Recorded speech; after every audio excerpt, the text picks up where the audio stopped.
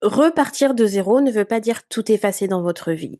C'est plutôt, en fait, fermer une porte, fermer un chapitre pour ouvrir une nouvelle porte ou, en fait, commencer un nouveau chapitre dans votre vie.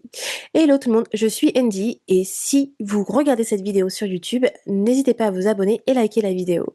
Donc, en fait, dans cet nouvel épisode, je voulais vous dire pourquoi vous n'avez pas besoin de tout détruire pour repartir de zéro. Parce que souvent, on a cette impression que voilà, on veut changer notre vie, donc on doit tout supprimer de ce qui s'est passé dans notre vie, on doit tout effacer. Mais en fait, pas du tout. Tout ce que vous avez construit auparavant dans votre passé, c'est ce qui en fait fait votre force. Votre passé n'est pas une faiblesse, c'est votre force et c'est ce qui vous a permis en fait de créer votre résilience, mais aussi de pouvoir en fait être beaucoup plus fort pour la suite. Donc votre passé, vous n'avez pas à le supprimer. Je sais que certaines personnes n'ont pas forcément des passés qui sont très glorieux, qui sont très très difficiles. J'en fais partie, clairement.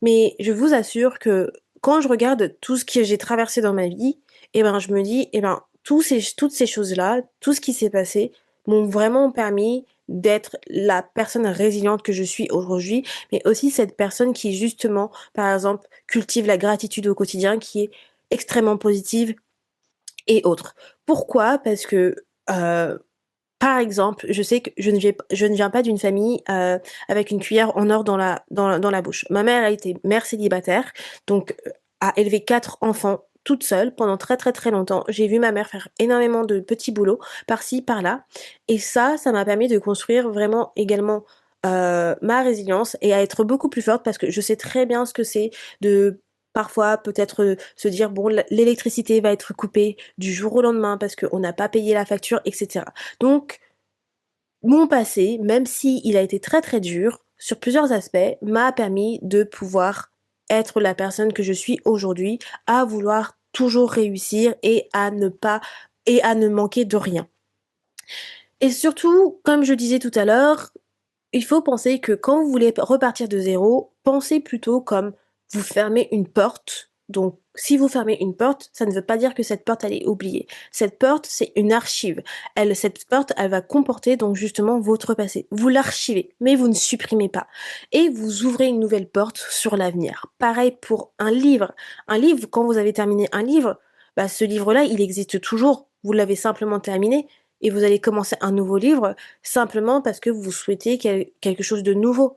Et bah, c'est la même chose avec quand vous pensez un peu à repartir de zéro. C'est comme ça que moi je le vois parce que ça me permet vraiment d'avoir en fait ce mindset de me dire que en fait non, je dis pas bye bye, je dis pas ciao aux choses du passé. Je veux simplement évoluer sur quelque chose de nouveau.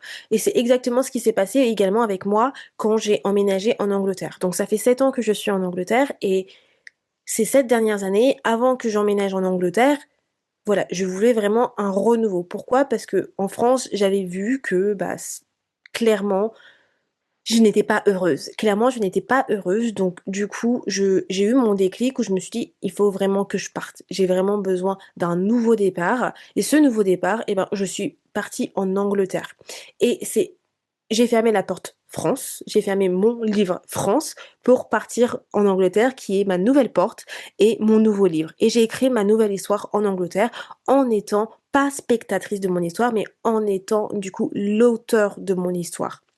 J'étais productrice, j'étais l'actrice de mon histoire et je le suis toujours. Et c'est grâce à l'Angleterre clairement que je suis devenue la personne que je suis parce que ça a vraiment changé ma vie sur tous les points. Donc arrêtez de penser que vous avez besoin de supprimer votre passé. Votre passé justement vous devez vous en servir, pardon, pour pouvoir en faire une force. Une force. Qu'est-ce que vous avez appris de votre passé? Tous ces choses-là sont des choses, en fait, que vous pouvez justement utiliser à bon escient, que vous pouvez utiliser pour votre développement personnel et pour pouvoir créer la vie que vous souhaitez.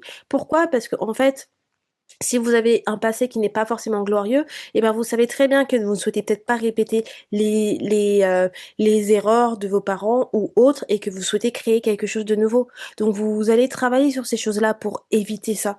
Donc en général, c'est ce que les gens font. Il y a des gens qui justement, ils vont avoir l'effet inverse où ils vont dire: «Bah, justement, à cause de mon passé, comment voulez-vous que je devienne quelqu'un de bien?»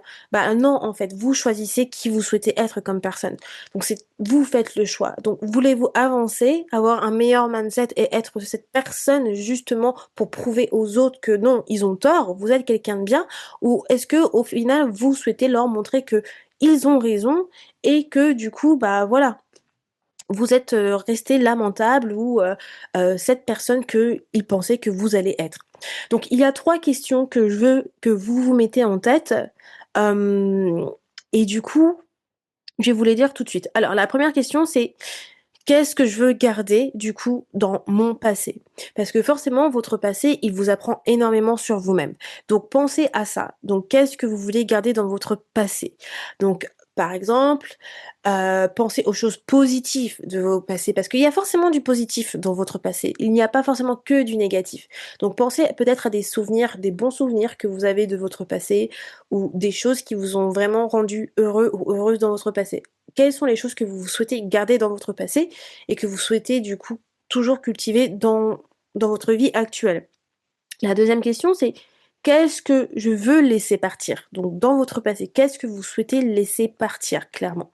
Donc forcément, là, c'est le négatif et si effectivement votre passé, il n'a pas été, super, vous souhaitez sûrement laisser partir énormément de choses.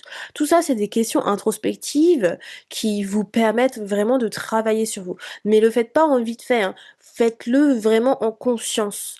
Et clairement, en général, quand vous faites ce genre d'exercice, je vous assure que ça vous fait pleurer. En tout cas, moi, c'est le genre d'exercice qui me font pleurer. Pourquoi? Parce que vous replongez, en fait, dans vos souvenirs, vous replongez et quand vous pensez à des certaines situations, vous vous dites: «Ah ouais, ça m'a vraiment fait mal, en fait. C'est pas quelque chose que j'ai envie de vivre de nouveau, donc du coup, je veux laisser partir, je veux pas y penser». Troisième question, c'est: qu'est-ce que je veux faire évoluer avec douceur, du coup, dans votre vie actuelle? Donc là, encore une fois, vous allez peut-être, penser aux choses, du coup, positives que vous souhaitez faire évoluer et sur comment vous voulez faire voulez ouh là là, j'arrive plus à parler. Comment vous voulez les faire évoluer dans votre vie actuelle.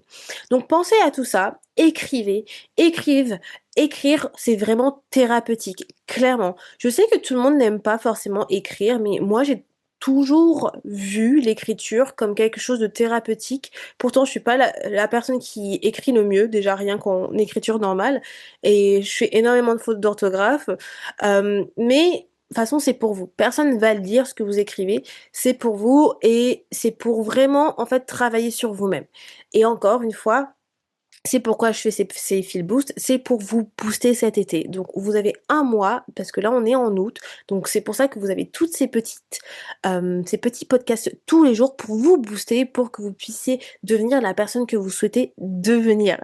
Avoir cette vie qui vous ressemble. Alors commencez à faire de l'introspection, commencez à écouter ces épisodes tous les jours, clairement. Dites-moi aussi si ces épisodes vous boostent, parce que sinon au final je ne fais absolument pas l'objectif de ce feel boost. Mais voilà, prenez du temps pour écrire ces 3 questions-là et vous pouvez en rajouter également. Franchement, c'est pas limité. Moi, je vous donne des pistes pour vous, mais bien évidemment, si vous avez des questions intuitivement qui vous viennent à l'esprit, faites-le. Ajoutez ces questions-là dans votre liste. Voilà tout le monde, c'est tout aujourd'hui pour cet épisode. Encore une fois, n'hésitez pas à liker cette vidéo et à me suivre sur YouTube, mais pas que sur YouTube, sur Feel Positive Official sur Instagram. Clairement, j'ai une communauté super bienveillante et c'est également le réseau social où je passe le plus de temps. Donc si vous voulez voir un peu plus de moi chaque jour, voilà, n'hésitez pas à me suivre sur Instagram. Sur ce, moi je vous dis à demain pour un nouvel épisode. Bye tout le monde!